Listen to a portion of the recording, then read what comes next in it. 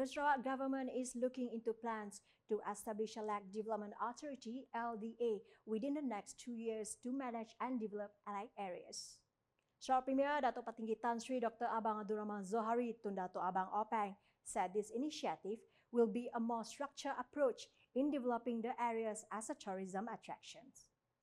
Dan insyaAllah, God willing, the next 2 years we are now looking into the possibility of establishing Lake Development Authority that will regulate and manage all our lakes, including dam plus our natural lake, termasuklah bengkok.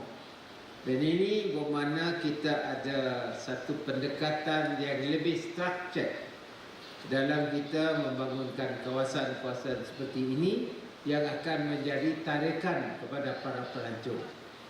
The Sarawak Premier added that among the locations focused on is Balai in Kapit, which has a beautiful river and has great potential in the nature-based tourism sector.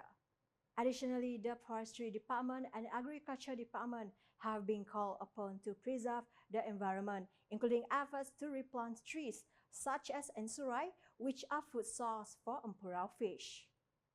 In other words, you can enrich again the lake with empurau. With empurau sudah tentu menjadi attraction to that kawasan for our tourists that will give a spillover effect on the economic development in that area. Therefore, Datuk Petinggi Abang Zohari stressed that this effort will only be successful if implemented as a team, especially from the Sarawak Civil Service as one team.